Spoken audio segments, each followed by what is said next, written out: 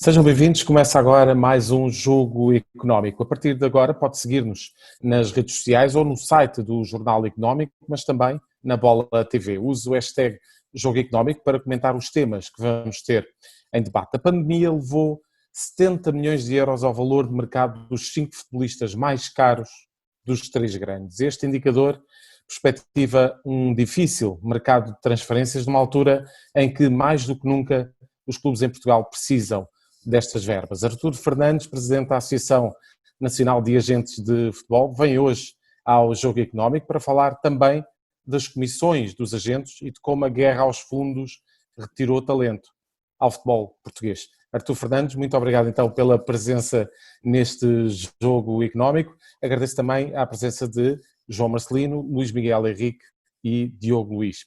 Arturo Fernandes, vamos falar aqui de desvalorização. Todos os jogadores do Campeonato Português e, naturalmente, das outras ligas europeias desvalorizaram neste período em que não tivemos futebol. A questão é mais premente para os clubes portugueses porque existe aqui uma necessidade de fazer alguns encaixes financeiros que permitem depois preparar o orçamento da próxima época. Com esta desvalorização, o que é que se perspectiva para o próximo mercado de transferências? Boa tarde a todos. É um mercado difícil, de resto os próximos 3, 4 mercados vão ser muito difíceis. Fizemos também ao longo destas semanas um estudo não tão profundo como vocês certamente na vossa área mais específicos podem fazer, mas efetivamente chegamos à conclusão que o mercado vai baixar muito, a capacidade de compra também. E ao contrário do que disseste, não vão ser só os clubes portugueses, porque nós em Londres e na Stella temos o estudo também do mercado inglês e tanto ao nível da Premier como da Championship, da League One and Two, vão haver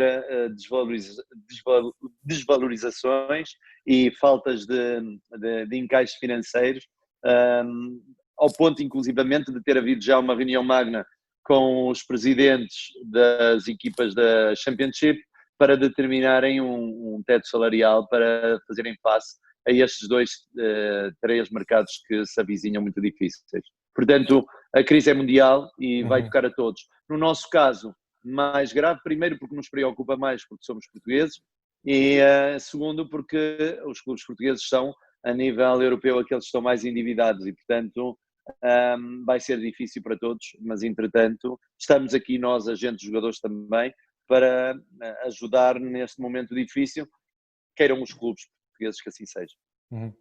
Imagino que para os jogadores não seja propriamente um momento muito fácil, não é? Sobretudo aqueles que se destacaram ao longo desta época nos clubes e que no final da época, provavelmente, e se as condições assim o permitirem, poderão ser recompensados com uma transferência, naturalmente com uma atualização no valor do ordenado. Como é que se tranquiliza um jogador numa altura destas em que ele provavelmente vai ter que se consciencializar de que vai ter que ficar mais uma época no clube de origem? Sabe, José Carlos, estas tormentas, estas pandemias, estes fenómenos, tal como as guerras, ensinaram-nos ao longo da história que acabam por, no final de contas, acelerar um sem número de processos que estavam em vias de ser postos em prática e acaba por acelerá-los e torná-los mais imediatamente ativos.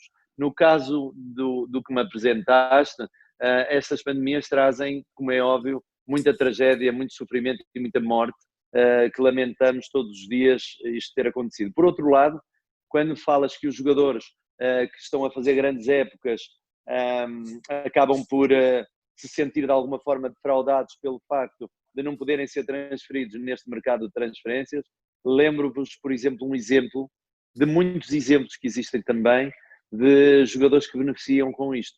Dou-vos, por exemplo, o exemplo do nosso Ricardo Pereira, que, tendo tido a lesão do cruzado anterior, não podia estar presente neste Euro e o Euro passando para o próximo ano, e ele provavelmente já vai ter hipótese de estar presente. Portanto, estas tragédias trazem uma série de problemas, mas também trazem oportunidades e, de facto, são muito maiores os números de jogadores que deixaram de ter acesso a uma boa transferência, mas por outro lado também dá mais oportunidades a outros que se calhar não tendo tanto valor e sendo mais baratos, se calhar esses vão ser a prioridade das compras dos clubes. João Marcelino, começo por ti e para analisar estes valores do Transfer Market, que em abril atualizou os valores de mercado de todos os jogadores, sem grandes surpresas, todos os jogadores da Liga Portuguesa desvalorizaram, e acredito que de todos os campeonatos europeus, e existe aqui um aspecto interessante. O Futebol Clube do Porto perde 29 milhões de euros nos 5 jogadores mais valiosos, o Benfica também nos 5 jogadores mais valiosos perde 31,5 milhões de euros, o Sporting perde 10 milhões de euros. No caso do Futebol Clube do Porto, o Alex Telles é o jogador que perde mais valor, aliás, o Alex Telles é o jogador que mais valor de mercado perde nesta reavaliação do Transfer Market, e isto para o Futebol Clube do Porto é especialmente complicado, tendo em conta que é um jogador que está a terminar contrato. Naturalmente que isto é só um indicador, este valor, esta atualização do Transfer Market, mas de qualquer maneira reflete-se sempre naquilo que são as negociações pelo jogador, e neste caso este jogador está a acabar contrato. Bem, essas perdas, boa tarde, essas perdas são para já fictícias, isto é para as ações só se perde quando se vende, nunca se perde antes. O que eu quero aqui dizer é que, de uma forma geral, obviamente que o mercado vai baixar, mas não vai baixar para os clubes, fosse esse o único, digamos, a única baixa que eles vão equacionar. Sabemos que há outras, as não tão graves, mas há as receitas bilheteiras, há as receitas dos patrocínios, há os direitos televisivos, enfim, isso é um contexto mais geral em que nos clubes portugueses esta área assume maior preponderância, porque tendo nós valores tão baixos de direitos televisivos em relação aos mercados com quem depois concorremos das próprias europeias, as chamadas receitas extraordinárias têm um peso acrescido. Por exemplo, deste caso do Alex Telles, enfim, segundo o que eu vou lendo, o Alex Telles já está mais ou menos feito, portanto, nem se calhar, porventura, esse jogador nem será muito afetado essa transferência pela atual pandemia. Dizendo isto, é evidente que no próximo da janela de transferências, como se calhar nas seguintes, o mercado vai andar para baixo, mas não quer dizer que seja para todos. Mas eu tenho visto números sobre o Ansu Fati, por exemplo, que são verdadeiramente extraordinários. Ainda há pouco tempo o presidente do Benfica, por exemplo, também dizia que tinha recebido uma proposta de 60 milhões por Carlos Vinícius. Vamos ter aí alguma calma. Eu penso que, independentemente do mercado ir baixar, e vai, os clubes em Portugal poderão fazer as suas necessidades na próxima janela de transferência. Isso é o meu feeling.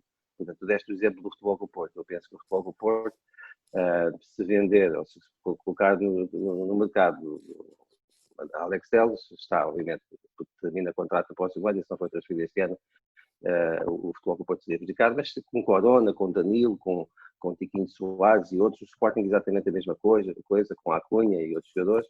Eu, sinceramente, tenho em relação a este tempo alguns feelings desencontrados, e estou convencido que os clubes portugueses vão conseguir fazer as suas necessidades neste defeso.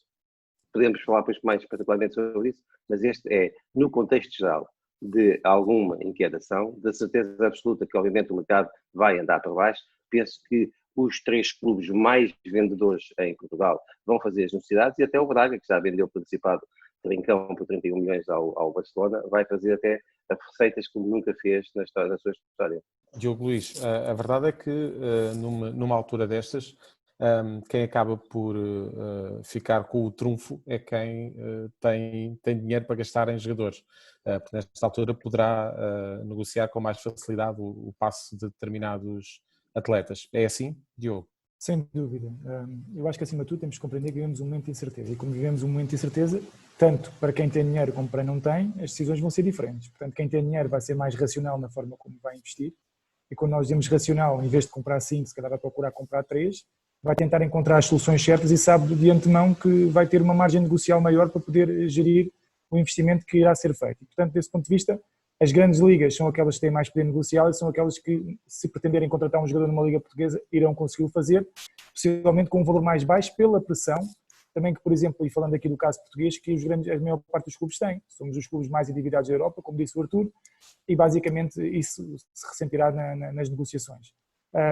Analisando aquilo que são os três grandes, por exemplo, e o João estava a falar disso, eu também acredito que eles irão fazer as vendas que têm de fazer. Agora, se calhar vão ter que fazer mais vendas do que era suposto fazer, e não sei se têm capacidade depois de ir ao mercado encontrar soluções de forma a que a qualidade se mantenha ou acrescentem em termos de qualidade, porque nós sabemos que a qualidade no futebol português é muito reduzida, infelizmente, cada vez mais. Basta andar 5 anos para trás e perceber os plantéis que tínhamos nos três grandes, sobretudo, e olhar para aqueles que são os plantéis atualmente. Não quero com isto dizer que os orçamentos tenham reduzido, pelo contrário, os orçamentos até subiram.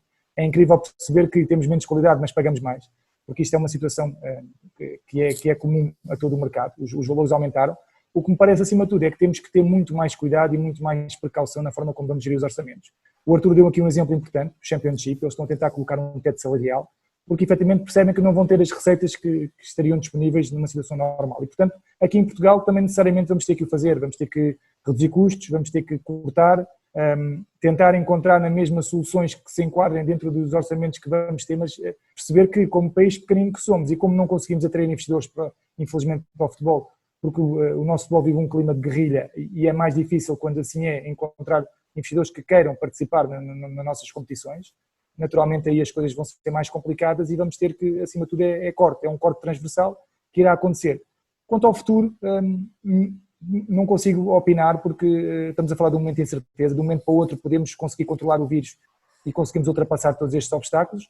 Antevejo dificuldades porque, sinceramente, quem anda na rua, como eu tenho tido a oportunidade de andar, percebe que a dinâmica em termos económicos é muito reduzida e quando chegamos ao inverno com esta dinâmica, naturalmente as coisas serão mais complicadas, mas são fases, temos que as ultrapassar e aqueles que estão mais bem preparados em termos financeiros vão ter mais sucesso, sabendo que esses também que vão ter que ceder aqui em termos de custos, sobretudo, e também em termos daquilo que é a estratégia, as opções têm que ser muito mais racionais e muito mais acertadas.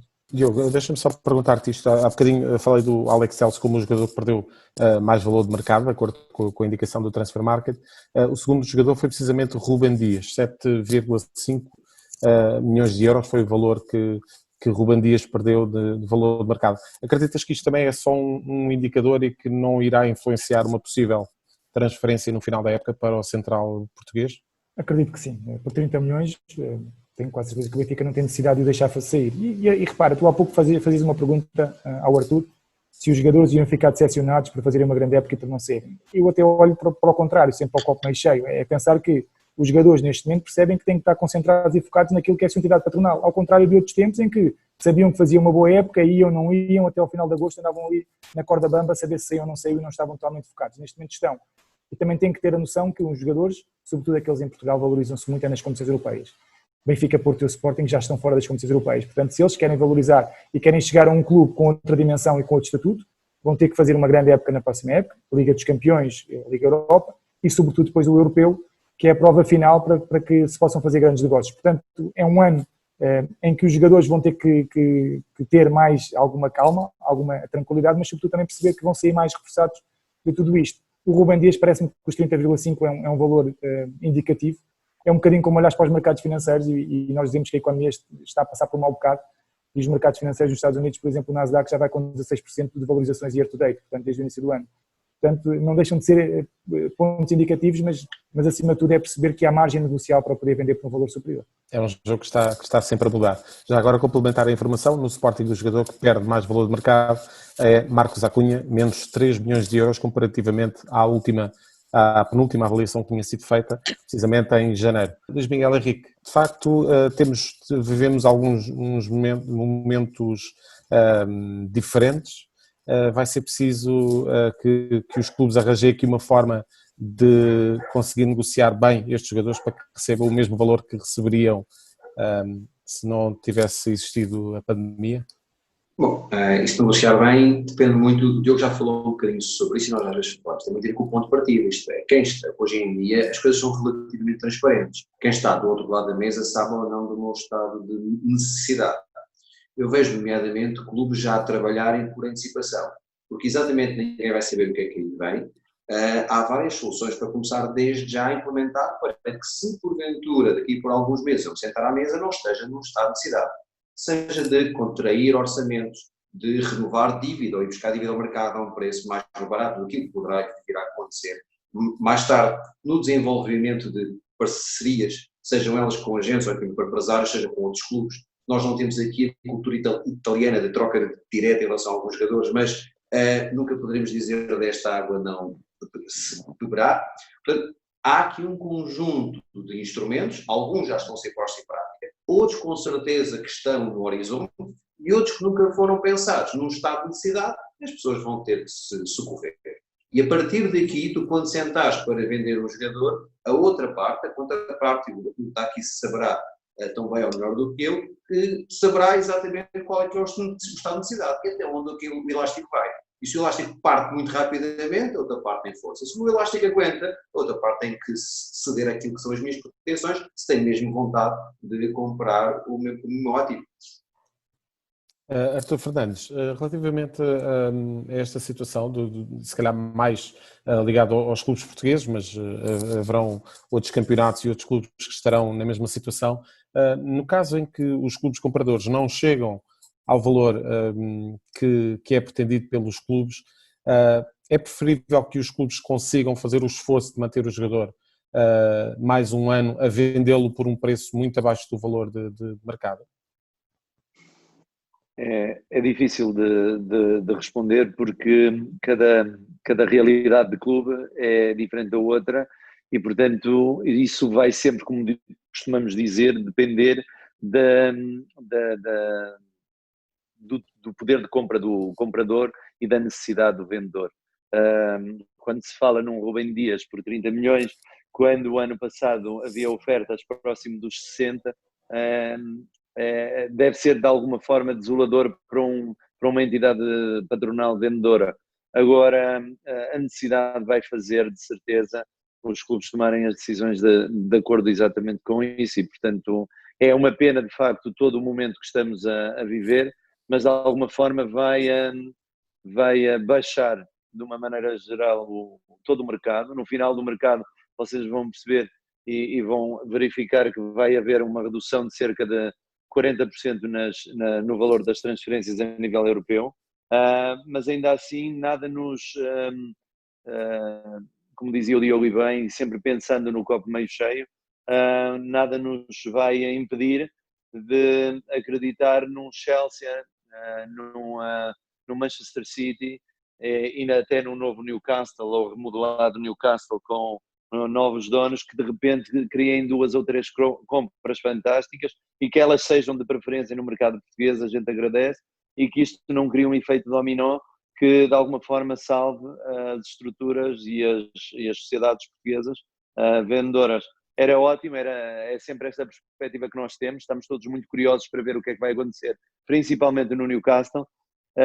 Sabemos que o Chelsea e o Manchester vai ser City, animado, certo? O Newcastle promete animar agora o próximo mercado de transferências. Sim, acho que vão ser os grandes impulsionadores do mercado, pelo menos têm essa vontade. Tinham os árabes e agora também os americanos, vamos ver quem é que fica com o troféu no final de contas. Depois vão ter que se cingir de alguma forma aquilo que é o controle da própria FA e o fair play da FIFA, mas de qualquer das formas acredito que eles encontrem uma maneira de injetar dinheiro no clube e rapidamente começar a mexer com o mercado. E, portanto, vocês sabem, de uma maneira geral, todas as crises mundiais nunca afetaram muito os italianos, é um segredo que eles têm, que de repente o dinheiro aparece novamente nas contas dos clubes, lá se saberá porquê, e, portanto, os italianos, embora tenham sido muito afetados pela pandemia, não vão ser muito afetados do ponto de vista do poder de compra dos clubes. Porém, não é muito normal eles comprarem em Portugal. Estamos a tentar também convencê-los a fazer isso, para incentivar de alguma forma a economia dos clubes em Portugal. Provavelmente a Itália, o segredo está na massa, como se costuma dizer. O Artur Fernandes vai continuar connosco na segunda parte do Jogo Económico, onde vamos falar de comissões, fundos de jogadores e os jogadores portugueses que estão a fazer mais furor e a preparar-se para uma transferência, provavelmente no final desta época. É na segunda parte do Jogo Económico, já a seguir. Ações e obrigações, investimento e poupança, BCE e FED, resultados e empresas, análise e gráficos. Analisamos isto tudo e muito mais todas as semanas no Mercados em Ação do Jornal Económico. Temos analistas de topo em estúdio e em direto de Londres, Washington e de vários pontos do globo. No Espaço Empresas convidamos líderes de negócios que marcam a diferença em Portugal e lá fora. Contribuímos ainda para a literacia financeira com a palavra da semana. Não percam Mercados em Ação nos sites e nas redes sociais do Jornal Económico. Estamos de volta neste Jogo Económico para continuar a conversa com Artur Fernandes. Artur, um ponto que o Diogo focou na primeira parte e que nós podemos desenvolver agora mais nesta segunda parte do programa, tem a ver com a perda de qualidade dos plantéis. Já Jorge Jesus também tinha dito e alguns treinadores já tinham referido esta situação. Sérgio Conceição também. Exatamente. O que eu lhe pergunto é, esta questão dos fundos dos jogadores que a UEFA proibiu, penalizou essencialmente, especialmente os campeonatos do sul da Europa. E Portugal, desde aí que tem sido um pouco afetado em termos da qualidade dos jogadores que consegue atrair para a sua liga. É verdade. Quando da entrada do Platini em janeiro de 2007 na UEFA, pareceu que essa era a lei fundamental do seu mandato na UEFA, e de facto tornou-se quase conhecido pela lei Platini, não exatamente por causa dos fundos, mas por ter intercedido junto do Blatter na altura na célebre comunicação "We will ban the funds", e a partir daí de facto os fundos foram banidos, mas somente no futebol. Vocês são homens da economia, sabem que eles existem em várias áreas de atividade e só baniram no futebol. Há alguma razão no facto de haver uma má relação com os fundos, porque os fundos iniciais que apareceram em Portugal e no futebol europeu foram absolutamente abusivos. Já o disse várias vezes, já o disse inclusivamente às pessoas. Injetar dinheiro nos clubes de forma a tirar um rendimento futuro de uma transferência, não vejo qualquer inconveniente. Vejo quando eles nas cláusulas obrigam os jogadores a jogar, contrariando aquilo que é a estratégia técnica do seu treinador e da sua equipa técnica. E, portanto, nessa área não deviam ter interferido. E para promover os jogadores o mais rápido possível, aqueles que injetavam dinheiro nos clubes cometeram esse erro, e eu disse na altura, cuidado, que vocês estão a cometer estão a dar um passo maior que a perna, porque isto vai jogar contra vocês. E a FIFA, em vez de regular os fundos, que era o que deveria ter feito, pura e simplesmente baniu. Empurrou com a barriga, foi muito mais fácil e acabou com os fundos. O acabar com os fundos prejudicou fundamentalmente os campeonatos dos países do sul da Europa. Prejudicou menos a Itália pelos motivos que falámos anteriormente, mas acima de tudo Portugal e Espanha. A Espanha, logo de seguida, eu fiz esta comunicação em 2011, contra esta lei Platini. De resto, hoje a internet existe, isso está por todo o Google, que já há 9 anos atrás eu chamava a atenção que o que ia acontecer era exatamente isto.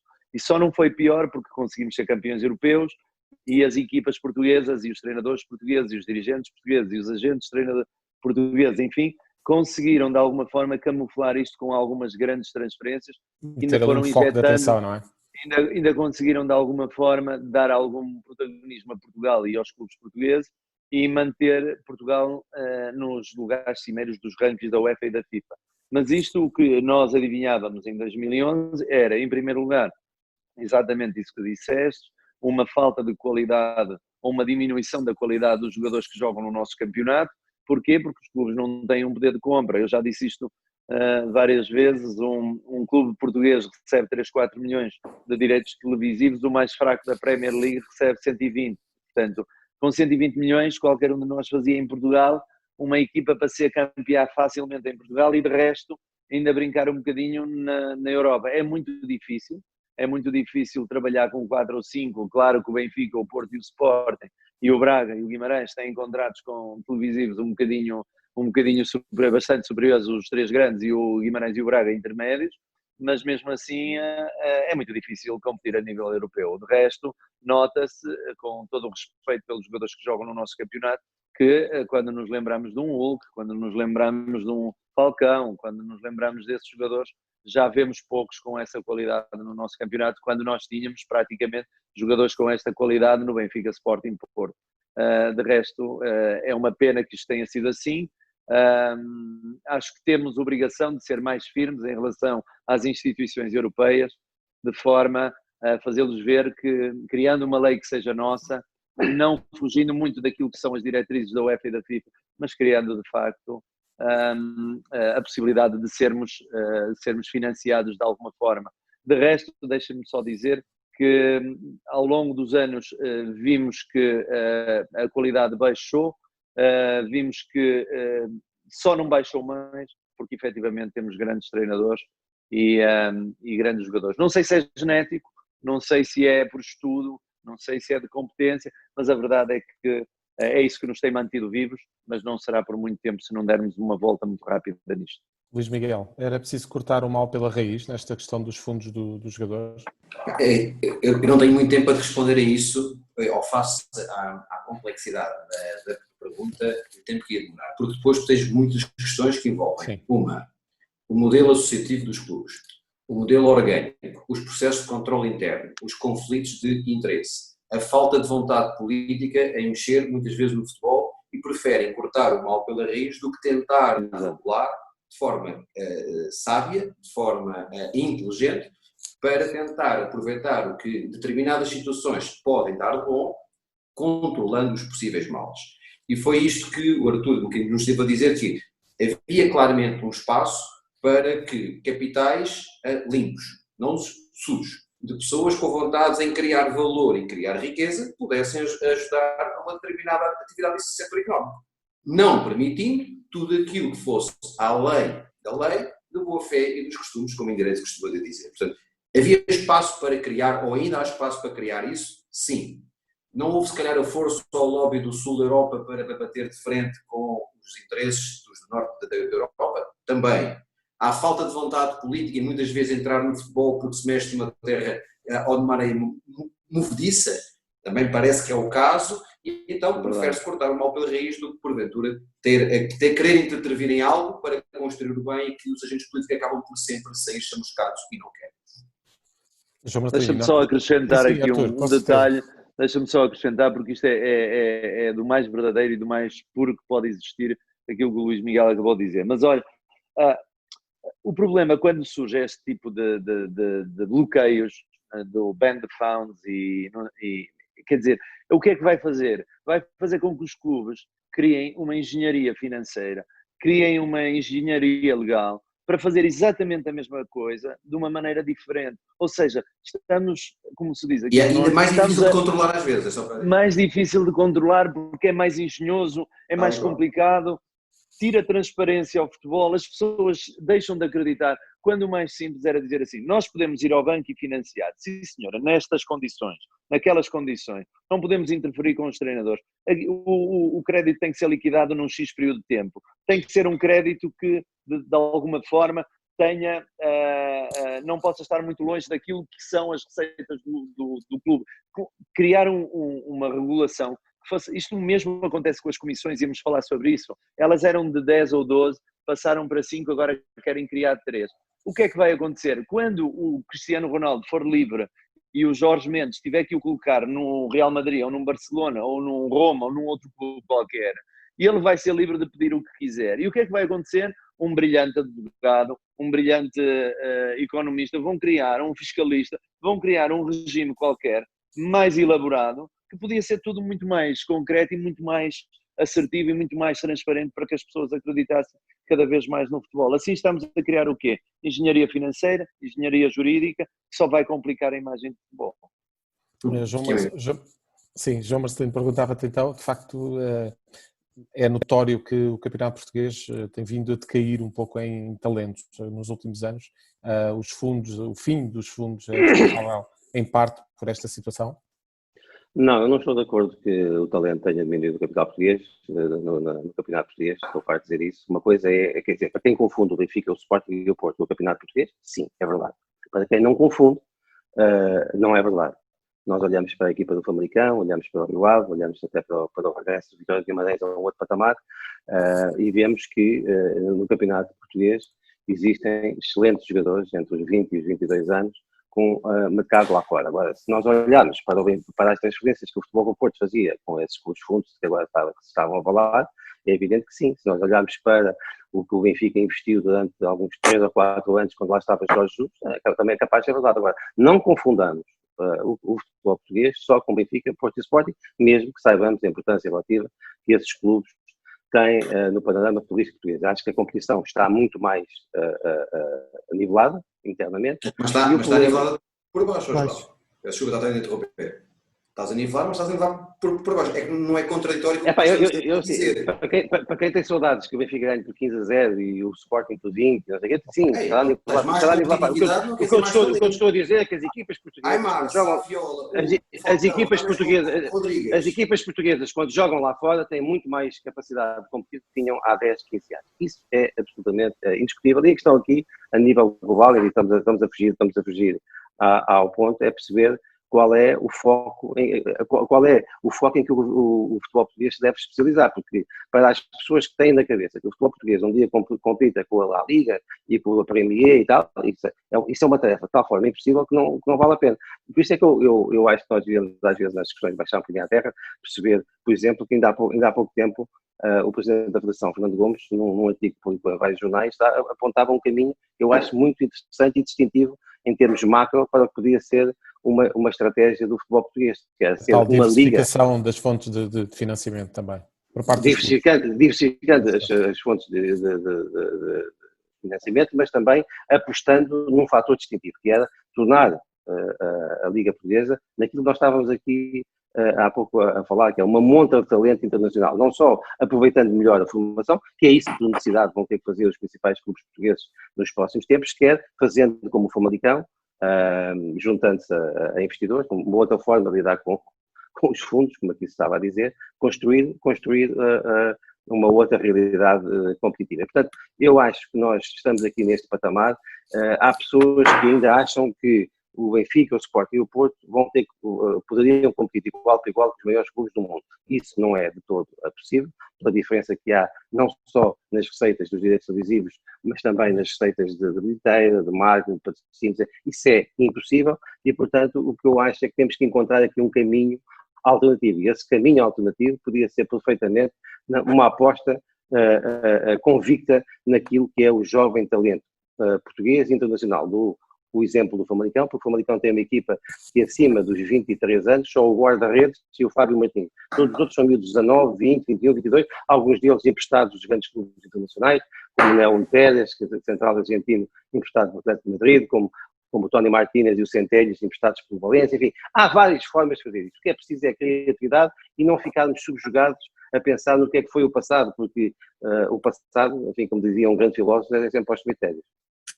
Diogo, gostarias de acrescentar alguma coisa a este tema, muito rapidamente, só para finalizarmos com o Arthur? Só para dizer, não concordo com algumas das coisas que o João disse. Por exemplo, o Famalicão tem um orçamento de 7 milhões de euros. Estamos cá para isso. O Famalicão e o Rio Ave têm orçamento de 7 milhões de euros. Portanto, estamos a falar de clubes que têm capacidades diferentes. Okay? Agora, também não concordo quando dizes que os clubes portugueses têm uma capacidade de jogar lá fora muito melhor do que tinham. Quer dizer, nós na Liga dos Campeões fazemos 2 ou 3 pontos e a outra equipa é eliminada na pré-eliminatória. Mas a Liga dos Campeões é o Benfica e o Porto. Se continuarmos à volta do Benfica e Porto, estamos todos de acordo. E nos outros qual é que é? É o Braga? Foi aonde? Foi até onde o Braga? O Guimarães não vai, o Sporting também está a andar, é o Sporting, portanto... E quando nós dizemos, nós não queremos competir com os outros, mas, por exemplo, nós não conseguimos competir com o Basileia sequer já, desta vida. Nós, se calhar, não conseguimos competir com o Ajax, não é verdade, uma dimensão muito menor que a nossa.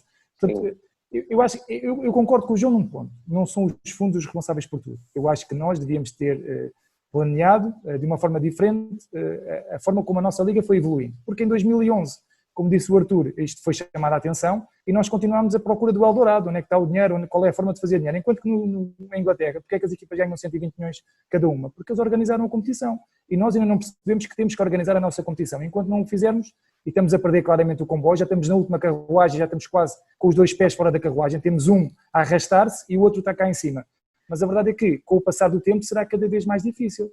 Porquê? Porque em termos financeiros, o nosso país não vai competir com os outros, as nossas empresas como patrocinadores não nos vão conseguir patrocinar, nós para entrarmos no mercado internacional temos de ter capacidade para jogar no mercado internacional, e se não tivermos, e se cada vez tivermos menos, naturalmente vamos atrair menos patrocinadores e o desenvolvimento do nosso futebol vai ser cada vez mais reduzido. Claro que podemos apostar na formação, mas apostar na formação é como a Holanda. O que é que a Holanda tem? Tem o Ajax, que de vez em quando faz boas provas, e depois tem mais o quê? Não tem muito mais. Nós fomos a ver. Portanto, a formação por si só não nos vai dar resultados futuros. O que é que temos que ter? Temos que ter formação e temos que ter ao mesmo tempo também experiência e jogadores com qualidade. E para atrairmos jogadores com qualidade, não é só o dinheiro que está em causa, volto a dizer, é a qualidade do produto, é a forma como os jogadores percebem que podem vir para cá evoluir e valorizar-se com os grandes treinadores que nós temos, mas também tem que haver um ambiente saudável à volta da competição e que neste momento claramente não existe por tudo aquilo que nós vamos vendo nas praças e nos meios de comunicação. Estamos já quase a terminar a segunda parte deste programa, no entanto eu vou deixar aqui um repto ao Artur Fernandes para falar de um tema que muito provavelmente vai fazê-lo voltar a este programa novamente para fazermos um programa só sobre o tema. Relativamente às comissões, Artur Fernandes, ia pedir alguma capacidade de síntese, temos 1 minuto para o fecho da segunda parte. Porquê é que se diaboliza tanto a questão das comissões em Portugal, na sua opinião? Principalmente pelo facto do futebol ser extremamente visível. Existem comissões muito maiores ou semelhantes na área da imobiliária e praticamente ninguém fala sobre isso. Na área têxtil, no mercado bolsista. No futebol tem muita visibilidade, tem vários jornais, tem sites, tem televisões a falarem de futebol e a encherem praticamente a curiosidade de todos estes adeptos por esta modalidade fantástica e, portanto, temos que pagar esse preço. Mas não é nada de absurdo, nunca foi. Em relação só ao assunto anterior, gostava de dizer que entre 2013 e 2014, portanto, no final do reinado de Platini, tivemos em 5 finais europeias. Uma delas com 2 equipas portuguesas, a partir daí nunca mais. Portanto, é só para refletirmos que, efetivamente, há algo mais que tem que ser feito ao nível da qualidade do futebol dentro de Portugal. Muito bem. Artur Fernandes, muito obrigado então pela presença neste jogo económico. Já a seguir, disponível. Passamos então às escolhas de João Marcelino, Luís Miguel Henrique e Diogo Luís. Estamos de volta neste jogo económico para as escolhas de João Marcelino, Luís Miguel Henrique e Diogo Luís. Começo precisamente pelo João e pelo número que marcou esta semana. São 35 milhões de euros, João. Foi o empréstimo obrigacionista que o Benfica divulgou aqui a fazer. Foi uma coisa para mim surpreendente, porque eu achava que o Benfica estava bem financeiramente e porventura estará, e portanto falta-se conhecer qual é a razão porque há mais esses 35 milhões a pagar 4% de juro. Portanto, foi uma notícia que me surpreendeu. Em termos de tesouraria, o Benfica estará bem. Aliás, foi o único clube, ou dos poucos clubes do mundo, que não mexeu nos ordenados dos seus profissionais, dos seus trabalhadores. E, portanto, esta notícia apanha completamente de surpresa. Falta aqui percebermos qual foi o racional. E, portanto, se é discutível e o Benfica se apresta para fazer um ataque sem precedentes ao mercado, se é qualquer outra operação, porque, do ponto de vista daquilo que se julgava ser a realidade da situação da tesouraria do Benfica, é absolutamente surpreendente. E passamos do empréstimo obrigacionista do Benfica para o valor dos direitos televisivos na Alemanha. Diogo Luís, o teu número é o 4,4. Sim, 4,4 mil milhões, que é o que são os direitos televisivos para os próximos 4 anos. É a primeira vez desde 2002 que o valor baixa, mas não baixa de uma forma significativa. Estávamos a falar do período anterior, foi 4,6 mil milhões. Mas isto tem a ver também com a época que estamos a atravessar. E a verdade é que todos vão ter que ceder um pouco. A Alemanha conseguiu-se antecipar e, por ter um produto bom, consegue ainda fazer valer o seu produto. E, apesar de tudo, não é um mau negócio, tendo em conta as circunstâncias que estamos a atravessar. Os clubes vão ficar, novamente, com alguma margem para poderem gerir os seus orçamentos. Mas a verdade é que estamos a falar de um país ultra-organizado e que acaba por preparar tudo com a devida antecedência e com a devida preocupação, e isso faz toda a diferença. Não só promove bem o seu produto, como depois tem a organização interna que faz com que, apesar de ter aqui alguma desvalorização, que é perceptível, acaba por manter um valor bastante estável e bastante elevado para o seu produto. E outro dos efeitos da pandemia, Luís Miguel Henrique, foi o crescimento no número de desempregados em Portugal. Os números de maio mostram isso, o teu número é o 34. Os números são assustadores em tão curto espaço de tempo. 34, que é 34% do número de desempregados inscritos no Instituto de Emprego e Formação Profissional no mês de maio. Mesmo exceção do Algarve, que mais que duplicou, mais de 200%, mas vamos falar sobre isso, que é uma situação muito sazonal, muito localizada. Mas isto é um sinal. Eu trago isto apenas um número para, como mero sinal, é impossível que isto não tenha impacto direto na economia, é impossível que não tenha impacto direto em todos os setores económicos, incluindo aquilo que normalmente é o desporto e lazer, que é o entretenimento, o sports entertainment, seja espetáculos de música, seja cultura, livros, jogos de futebol, as famílias vão ter que ajustar e adaptar um bocadinho a nova realidade e é impossível que isto não possa ter algum impacto. Isto sem segundas e terceiras vagas. Se o nosso inverno for mais rigoroso e se, do ponto de vista daquilo que nos possa trazer, ainda que haja ajustes, mais alguns ajustes que já estão menos impactantes, é impossível que os clubes de futebol e a indústria não sofram também com isso. Passamos para o teu protagonista, Lisboa. Está tudo um bocadinho colado. Deixa-me dizer o seguinte, eu tenho como princípio que o melhor exemplo, a liderança pelo exemplo é o melhor caminho a seguir. E nós temos tido uma liderança do ponto de vista político dos nossos governos um bocadinho errática e com uma comunicação extremamente difusa. E esta questão de Lisboa, e é uma personagem, o facto de, por um lado, se trazer a Champions, que do ponto de vista económico já dissemos e elogiámos, mas por outro lado a seguir impor um conjunto de restrições, tem muito a ver com este processo que tem sido conduzido com sinais aparentemente contraditórios que os jovens, nomeadamente, poderão não saber interpretar ou consumir, e quando se dão sinais contraditórios não explicáveis, e porque todas as regras têm a sua exceção, mas a exceção tem que ser também ela dita, temos aqui um bocadinho um caldeirão de sopa que eu não sei o que é que poderá acontecer nos próximos meses. Por um lado queremos transmitir para o mundo que Portugal e Lisboa é uma cidade clean and safe, como agora se diz no turismo, mas por outro lado estamos a impor um conjunto de restrições e temos países que nos estão a impor impedimentos de viagem. Sinais difusos, contraditórios, mal comunicados e explicados para dentro, e se isso não for resolvido não vamos conseguir comunicar para fora como era desejável. Recordo a frase do Diogo Luís, esperemos que não seja sempre um presente invernal. E precisamente com o Diogo Luís, Diogo, o teu protagonista é o autor de um dos golos, um dos melhores golos desta época. Sim, aí é uma pena o estádio não estar cheio para poder presenciar aquele golo fantástico, um grande momento do Gonçalo Guedes, um jogador que também passou por algumas dificuldades porque veio de uma lesão complicada e que o tirou bastante tempo dos relevados. E a verdade é que fez um golo fantástico e mais uma assistência, mas o golo é qualquer coisa do outro mundo, pega na bola antes do meio campo, dribla 4, quase que cai, levanta-se. Enfim, não está ao alcance de todos os jogadores e é mais um produto da nossa formação naturalmente que está num grande campeonato e por isso é que ainda é mais valorizado. E fico feliz que ele tenha feito um gol do outro mundo e que passou pelo mundo inteiro e naturalmente é o meu protagonista pela beleza e porque nós somos todos apaixonados do futebol e nós gostamos de ver este tipo de jogos, este tipo de lances, é esta magia que acaba por nos deixar satisfeitos. João, terminamos contigo e com alguém que teve que emigrar para saber o que é ser campeão. Sabes que, bem, isso é um chapéu que se aplica muito. Esta semana foi uma semana difícil de escolher um protagonista porque houve muitos, não é? Desde o Neto no Wolverhampton, o Gonçalo Guedes, o Bruno Fernandes, foram tantos que eu tive alguma dificuldade, mas escolho o Luís Castro. Escolho o Luís Castro porque é um técnico, do meu ponto de vista, com uma qualidade fantástica, que efetivamente poderia ter feito mais em Portugal. Eu lembro da obra com assinatura que ele deixou nos Chaves e em Guimarães, e foi um grande sucessor para o Paulo Fonseca no Shakhtar, portanto, quarto título para o Shakhtar, primeiro dele enquanto treinador, mas este sucesso todo permite-nos também um outro olhar para a Liga Portuguesa, que independentemente da sangria dos melhores jogadores, dos melhores treinadores, nós continuamos a ter a sexta liga mais competitiva da Europa. A seguir às 5 grandes, até ver, é Portugal. E isso devia-nos fazer olhar com um bocadinho mais de atenção, com um bocadinho mais de realidade para o futebol em Portugal. Muito bem. João Marcelino, Diogo Luís, Luís Miguel Henrique. Voltamos então para a semana com os números que contam, dentro e fora das 4 linhas. Até para a semana.